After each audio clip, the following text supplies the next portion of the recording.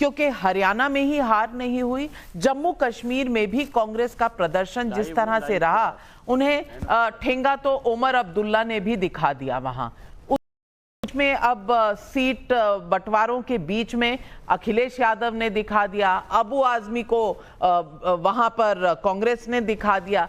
तो क्या ये अलायंस सही चल रही है? और सबसे बड़ी बात, पलड़ा किसका भारी है और किसका नेशनल पॉलिटिक्स में रुतबा बढ़ रहा है या घट रहा है? राजनीतिक दलों के लिहाज से देखें तो ज्यादा बड़ा संकट अभी इस गठजोड़ के लिए है जिसकी अगुवाई राहुल गांधी कर रहे हैं।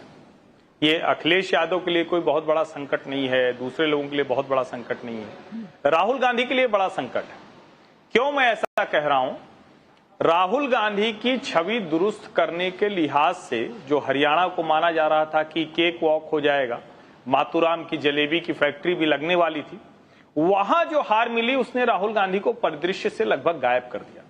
जो बार्गेनिंग टेबल है उस पर इतना कमजोर कर दिया कि उत्तर प्रदेश में समाजवादी पार्टी लड़ ही नहीं रही है। वो कह रहे हैं कि अच्छा ठीक है, हम ही लड़ेंगे, जहां जिसको आना हो आ जाओ।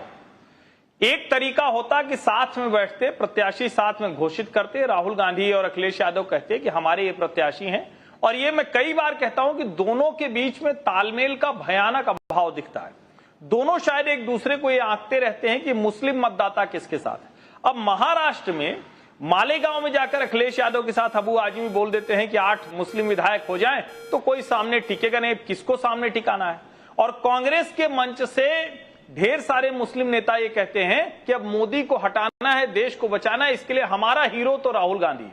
ये जो हीरो राहुल गांधी है, ये वाली लड़ाई है। और मुझे लगता है कि महाराष्ट्र में महायुति, जिसको कई बार हम कहते हैं ना कि शायद एक पहिया उनका भी थोड़ा सा गड़बड़ वाला है, अजीत पवार वाला, जो मानखुर्द से लड़ गए नवाब मलिक। लेकिन रणनीतिक तौर पर देखें तो अणुशक्ति नगर और मानखुर्द ये भारतीय जनता पार्टी के उस प्रयोग का हिस्सा हो सकती है जो शायद उन्हें दिखाएगा कि जहां उनकी गड़बड़ होती है उसमें कैसे वो ठीक कर लेते हैं। सना मलिक और फहद के सामने अविनाश काले शिवसेना के लड़ रहे हैं, ऐसे ही जिस नवाब मलिक के सामने अबू आजमी है, पुरानी लड़ाई है दोनों की मुसलमानों का रहनुमा बनने की। लेकिन इस सब के जो असर की बात करेंगे, राहुल गांधी के ऊपर बड़ा असर पड़ने वाला है, क्योंकि अगर इसके परिणाम सही नहीं आए तो शायद उनके नेतृत्व को लेकर फिर से ये चर्चा होगी कि भैया कितना आप गुब्बारा फुलाएंगे, कितने दिन तक कहते रहें कि नहीं राहुल जी को एक मौका और, एक मौका और। ये बड़ा सवाल उठेगा। देखिए नविका जी, मैं बात करती हूँ महाराष्ट्र और उत्तर प्रदेश की। पिछली बार इन दोनों, एक तो हिंदुस्तान का सबसे बड़ा स्टेट है पॉपुलेशन के हिसाब से और वो 80 एमपी भेजता है। नंबर 2 महाराष्ट्र। पिछली बार जब यहाँ पे चुनाव हुए तो एनडीए, जब हमने कहा मोदी की गारंटी, जब वही हिंदू मुस्लिम बात हुई कि मंगलसूत्र जाने वाला है, ये सब बीजेपी के, आपका चैनल दिखा रहा है मोदी जी 8 रैली, उनकी 10 रैली, उनकी 20 रैली। लेकिन जब पिछली बार यहाँ पे वोटर का टेस्ट हुआ तो बीजेपी को झटका लगा। यूपी में सबसे बड़ा झटका लगा। यूपी में वो समाजवादी पार्टी एक क्षेत्रीय पार्टी से भी नीचे चली गई। महाराष्ट्र में भी झटका लगा। अब वहां पे एक जगह बाय इलेक्शन हो रहे हैं, तो ईमान की बात तो ये होगी, हरियाणा में जरूर कांग्रेस की कॉम्पिटेंस पर सवाल उठते हैं। मैं नहीं जानती कि इन चुनावों का परिणाम क्या है। एक बात तो, लेकिन आप बार कह रही हैं मोदी मोदी मोदी, लेकिन जो हुआ है हरियाणा में वो है संघ, काडर, सैनी जी की इमेज और मैनेजमेंट जो संगठन में है। आप लोग लेकिन हर चीज का आप मोदी जी को क्योंकि हर्षवर्धन त्रिपाठी ने सिर्फ मुसलमानों का नाम लिया, उनका दिमाग ही ऐसे चलता होगा। उन्होंने ना तो एनसीपी की बात की, ना शिवसेना की बात की, ना महाराष्ट्र की बात की। उन्होंने मुसलमान, ये मुसलमान अबू आजमी, आप उनका डिकोड करिए, जो मेंटल साइकोलॉजी है वो डिकोड करिए। आप ये बताइए, जहां मोदी जी ने ऐसे भाषण दिए, क्या बीजेपी को फायदा हुआ कि नुकसान हुआ? सीधी बात है, मैं सीधा सवाल, हमें जो डेटा हमने देखा नुकसान हुआ।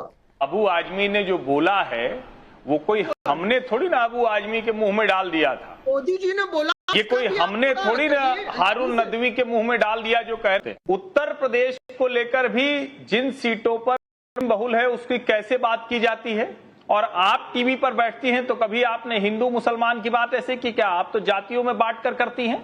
तो आपको कौन सा फॉर्मूला, आपका मेंटल साइकोलॉजी डिकोड करनी चाहिए। और प्रियंका को गाजा पर इतनी पोस्ट लिखने की क्या आवश्यकता थी? वो किसको अपील कर रही थी? कर्नाटक के चुनाव में पीएफआई पर उस वक्त बैन लगा था, तो बजरंग दल पर बैन ये कांग्रेस के घोषणा पत्र में क्यों होना चाहिए? किसको अपील कर रहे थे? आप लोग ये जो फ्रॉड सेकुलरिज्म करते हैं, कब तक देश को भरमाने की कोशिश कीजिएगा? और आप कह रहे हैं कि अब सिंगल पार्टी रूल नहीं है, आपको थर्ड टर्म की एक गवर्नमेंट जो प्री कोलिशन है। मैं तो सामान्य बात कह रहा हूं कि मुसलमान नेता कह रहे हैं कि उनको राहुल गांधी उनके हीरो हैं। मुसलमान नेताओं के हीरो राहुल गांधी, इसमें गलत क्या है? ये हमने जब कहा था तो हम लोग साथ ही डिबेट में थे, तो मैं ये भी बता रहा था कि उत्तर प्रदेश में इन सीटों पर भारतीय जनता पार्टी की अपनी मुश्किलें हैं, लेकिन 240 अगर थर्ड टर्म में कोई है और उसके बावजूद सवा नकवी को नहीं दिख रहा है, तो इनकी मेंटल साइकोलॉजी डिकोड की जानी चाहिए कि नरेंद्र मोदी कितना चिढ़ा रहे हैं इन लोगों को।